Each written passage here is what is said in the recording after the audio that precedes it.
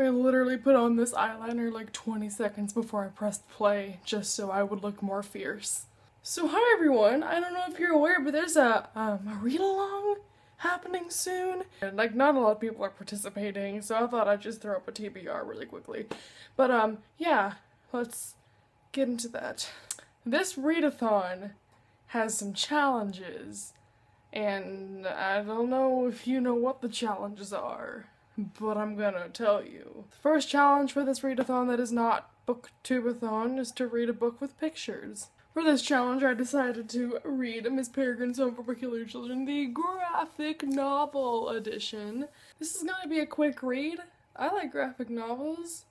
Why the hecky not? The second challenge for this read-along that is not Booktubeathon is to start and finish a series. And since I'm out of duologies to read, I chose the next to easiest thing, which is a trilogy.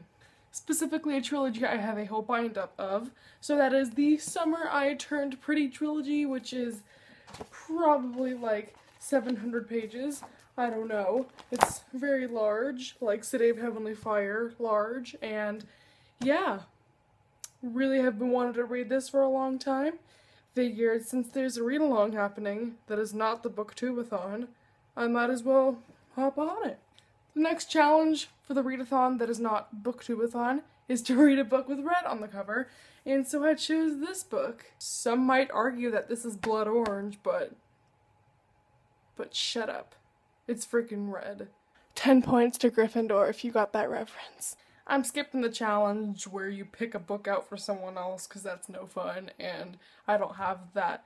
That's the reason why I have trust issues. So next one is a book that's from a genre you haven't read much of this year, which I chose the classic genre, but then I was like, classics take a long time to read. So I picked one that I think is going to go by really fast.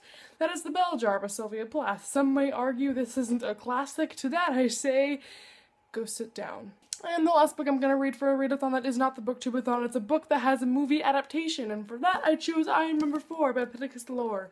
And if I hopefully succeed in not procrastinating on Twitter all day and reading all of these books, that means I will have read 7 books in 1 week and therefore have completed the last challenge in the readathon that is not the Booktubeathon to read 7 books. I will be posting the video challenge daily things, so that's going to be a lot of fun.